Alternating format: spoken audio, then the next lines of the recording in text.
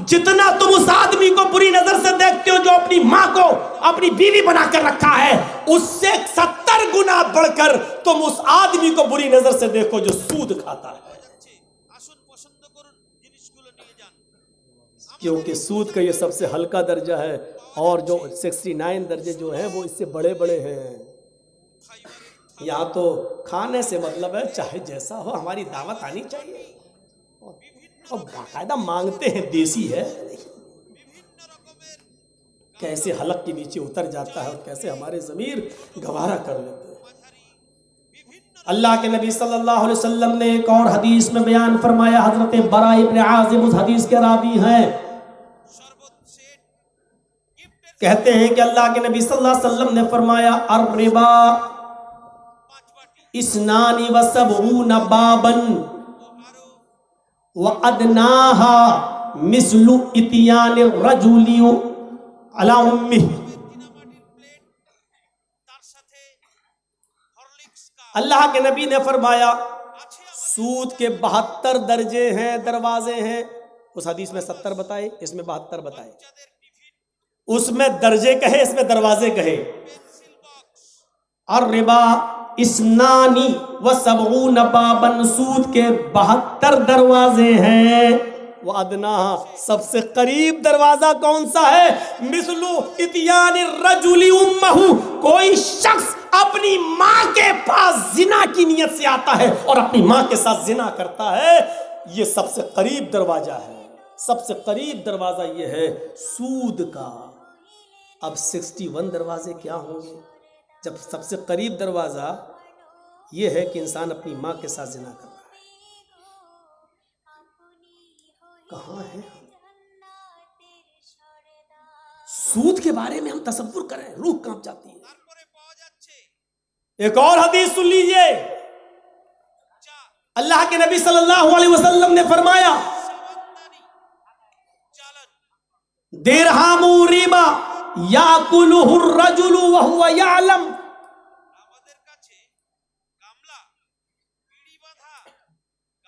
अशद्दु मिन सित्तति व सलासीन ज़नियतन। इस हदीस को इमाम तबरानी में नकल किया है और अल्लामा अलबानी इस हदीस को अपनी सिलसिलतुस अहादीस सहिया के अंदर नकल कर रहे हैं, यानी यह हदीस सही दर्जे की है। क्या है? दिरहमु रिबा। अभी तक तो सूद के बारे में सुना, इतने दरवाजे, इतने दर्जे, इतने वो हैं। यहां क्या फरमाया? दिरहमु रिबा, एक दिरहम खाना सूद का, पेट भर के छोड़ दो। एक दिरहम, जिसने सूद का एक दिरहम खाया, दिरहमु रिबा याकुलुहु रजुल व हुवा यालम, और आदमी जानबूझकर खाए।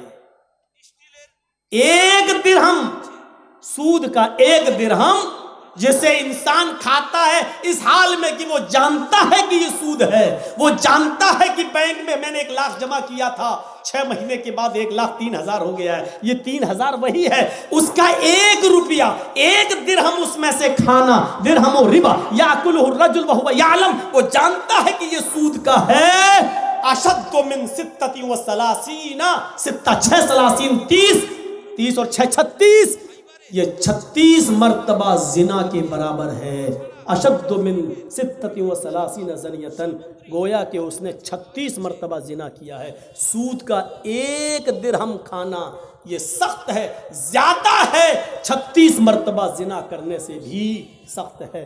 हम यहां से अंदाजा लगाएं, हम सूद खा रहे हैं। और हजरत जाबिर इब्न अब्दुल्लाह की इस हदीस ने तो क्लियर कर दिया, लाना रसूलुल्लाह सल्लल्लाहु अलैहि वसल्लम आकिल रिबा व मुकिलहु व कातिबहु व शाहिदैहि व क़ालहुम सवाउन। अगर किसी की नौकरी बैंक में लगी हुई हो तो वो माफ करे हमें। अल्लाह के नबी ने फरमाया, अल्लाह की लानत हो उस आदमी पर जो सूद खाता है।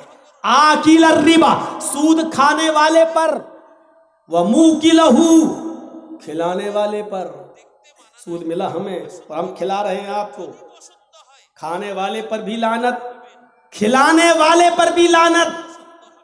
व कातिबहु, सूद का कारोबार लिखने वाले पर भी। हम सूद ना खा रहे हैं ना खिला रहे हैं, लेकिन एक बैंक में जर्जी साहब काम कर रहे हैं, प्राइवेट बैंक है, लेकिन हम उसमें सूदी कारोबार लिख रहे हैं। हाँ, तुमने 1 लाख जमा किया, 6 महीने के बाद हम 1 लाख को 1,03,000 कर रहे हैं, 4,000 कर रहे हैं, 5,000 कर रहे हैं। लिख तो रहे हैं, हम खा नहीं रहे हैं, खिला नहीं रहे हैं, लेकिन लिख रहे हैं, उस पर भी लानत। और शाहिदई ही, दोनों तरफ से गवाही देने वालों पर। ऐसा होता है ना, साहब मौलाना हम 1 लाख रुपए की ज़रूरत है, आप दे दीजिए। अरे मेरी बेटी की शादी 6 महीने के बाद, हम आपको 1,20,000 दे देंगे। इस बात की गारंटी क्या है कि 1,20,000 दोगे? चलो गवाह लेके आओ। एक आदमी गवाह लेके आ रहा है, अब 6 महीने के बाद वो मेरा पैसा नहीं दे रहा है, 1,20,000 नहीं दे रहा है। अब वो आदमी गवाही दे रहा है कि हाँ भाई जर्जी साहब आपने दिया था 1 लाख और इसने कहा था कि 1,20,000 देंगे। दोनों तरफ से जो गवाही दे रहा है, या मेरी तरफ से और उसकी तरफ से, वह शाहिदही, उसके दोनों गवाहों पर भी लानत, गवाही देने वालों पर भी लानत। और अल्लाह के रसूल ने इसके बाद यही नहीं कहा कि बस लानत, कालहुम सवाउन, कहा ये सब बराबर हैं। यानी जितना गुनाह सूद खाने वाले को मिलेगा उतना ही गुनाह लिखने वाले को मिलेगा, और उतना ही गुनाह गवाही देने वाले को भी मिलेगा, चाहे उसने सूद खाया हो या ना खाया हो, दर्जे में सब बराबर। कहां हैं हम? चलिए 3 चीजें हो गई, चौथी चीज पे आइए। फत्तकुल्लाह फिन्निसा, औरतों के सिलसिले में अल्लाह तबारक व तआला से डरो। फ़इन्नकुम अख़ज़्तुमूहुन्न बिअमानिल्लाह वस्तहलल्तुम फ़ुरूजहुन्न बिकलिमतिल्लाह, तुम अल्लाह से औरतों के सिलसिले में डरो, तुमने उनको अल्लाह की अमान में लिया है और अल्लाह के कलमे के जरिए तुमने उनकी शर्मगाह को अपने ऊपर हलाल किया है। हक बता दिया अल्लाह के नबी सल्लल्लाहु अलैहि वसल्लम ने, तुम्हारा हक ये है, यानी औरतों का, कि वो अपने शौहर के बिस्तर पर किसी ऐसे मर्द को ना आने दें जिससे मर्द को, शौहर को तकलीफ होती है, उसको नापसंद करता है, और अगर ऐसा करे तो शौहर उनको मार सकते, हल्की मार। और मर्दों की जिम्मेदारी ये है कि वो अपनी बीवी को इंसाफ, दस्तूर के मुताबिक, समाज के रस्म व रवाज के मुताबिक, मुआशरे के तौर तरीके के मुताबिक खाने पीने में, दवा और इलाज में उनकी कमी न होने दे। एक चीज अल्लाह के नबी ने औरतों के सिलसिले में मर्दों को बहुत चाको चौबंद रहने के लिए कही है, और इसमें ख्याल रखना पड़ेगा औरतों का। वो क्या है? अल्लाह के नबी सल्लल्लाहु अलैहि वसल्लम फरमाते हैं, इस्तौसू बिन्निसा, औरतों के सिलसिले में मैं तुम्हें वसीयत करता हूं, औरतों के सिलसिले में मैं तुम्हें नसीहत करता हूं। क्या नसीहत करता हूं? फ़इन्नल मरअता खुलिक़त मिन ज़िलइन, औरत पिसली से पैदा हुई है। व इन्न अअवजा मा फि ज़िलइ अलाहू, आए मर्दो, पिसली से औरत पैदा हुई है, और पिसलियों में सबसे ज्यादा टेढ़ी पिसली ऊपर वाली होती है। ये पिसली है, ये सब पिसलियां हैं, ये ऊपर वाली पिसली और टेढ़ी होती है। पिसली ये है, जब आप इसको अगर निकालेंगे तो इंसान की हो या किसी की, ऐसे निकलेगी, ऐसे, ये पिसली है। तो अल्लाह के नबी फरमाते हैं कि औरत पिसली से पैदा हुई है, और पिसली टेढ़ी होती है, और ऊपर वाली पिसली तो सबसे ज्यादा टेढ़ी होती है, और औरत ऊपर वाली पिसली ही से पैदा हुई है। औरत ऊपर वाली पिसली से पैदा, यानी इशारा किया कि वो टेढ़ी ही रहेगी। ये पिसली है। फ़इन ज़हबता तुक़ीमुहु कसरतहु, अगर इस पिसली को तुम सीधा करना चाहोगे, ये पिसली है, अब इसको आप सीधा करना चाहोगे तो अल्लाह के नबी क्या फरमाते हैं? ऐसे करोगे, ऐसे इतनी होगी बस, और ज्यादा सीधी की यहां तक करा तो टूट जाएगी, वो सीधी होगी नहीं। तो अल्लाह के नबी कहते हैं फ़इन ज़हबता तुक़ीमुहु कसरत, अगर तुमने उसको सीधा करने की कोशिश की तो तुम उसको तोड़ दोगे। यानी औरत को अगर सुधारने की कोशिश की तो बिगड़ जाएगी। मतलब समझ रहे हो अल्लाह के रसूल का कितना साफ? औरत पिसली से पैदा, और पिसली को अगर सीधा करोगे तो सीधी नहीं होगी, टूट जाएगी। अगर तुमने सीधा करने की कोशिश की तोड़ दोगे। व इन तरकहू लम यजल आवज, और ऐसे ही छोड़ दोगे तो टेढ़ी रहेगी, फिर वो सीधी नहीं होगी। दोनों बातें कह दी, दोनों बातें कह दी। अगर सीधा करोगे तो तोड़ दोगे, और ऐसे ही छोड़ दिया तो टेढ़ी रहेगी, सीधी नहीं होगी। तो मतलब क्या है, औरत पिछली की मानिंद टेढ़ी है, उसके टेढ़ेपन को तुम्हें कबूल करना पड़ेगा, तुम्हें सहना पड़ेगा। तुम उसको सीधा करने की कोशिश करोगे तो टूट जाएगी। टूटने का मतलब यह कि वो तलाक ले लेना गवारा कर लेगी, लेकिन सुधरेगी नहीं। औरतें गाली तो नहीं दे रही होंगी, मैं माँ बहनों थोड़ी माफ कर देना, तुम्हारी मतलब की बात कह रहा हूं। मर्दों को इस बात से समझौता करना पड़ेगा, लोगों को, हमें और आपको इस बात से समझौता करना पड़ेगा। कुछ कमी इस तरीके की औरत, उसको आपको बर्दाश्त करना पड़ेगा, इसलिए टेढ़ी रहने दो, समझौता करो।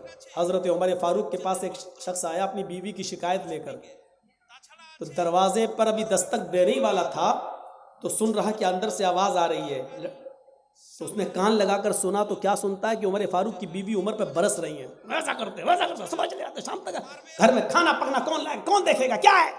और उमर चुपचाप सुन रहे हैं।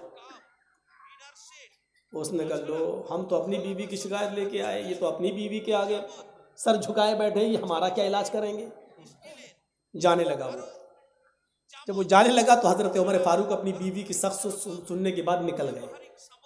तो देखा कि वो जा रहा, कहा, इधर आओ, इधर आओ, तुम तो मेरे पास आए थे। कहा जी, बोलो क्या काम है। कहा कुछ नहीं, अब मैं जा रहा हूँ। कह रहे काम बताओ, किसी काम से आए थे ना। आया था, लेकिन वो आपके बस में नहीं है, वो आपकी ताकत से दूर जा चुका है। हजरत उमर ने कहा, मैं अमीरुल मोमिनीन हूँ, बताओ ना क्या काम है। कहा कुछ नहीं, आप कर ही नहीं पाएंगे। अरे बताता क्यों नहीं, पहले से कह रहा कि कर नहीं पाएंगे। कहा मैं अपनी बीवी की शिकायत लेकर आया था कि वो हमें सख्त सुस्त कहती है, उल्टा सीधा बोलती है। मैं सोच रहा था कि आपसे शिकायत करूं, यहाँ आता हूं तो सुन रहा हूं कि आपकी बीवी खुद आपको सख्त सुस्त कह रही है, आप गर्दन डाले बैठे हैं, आप कुछ बोल ही नहीं रहे। जो आदमी अपनी बीवी की सुन रहा हो और उसके आगे कुछ नहीं बोल रहा हो, तो वो मेरा क्या इलाज करेगा।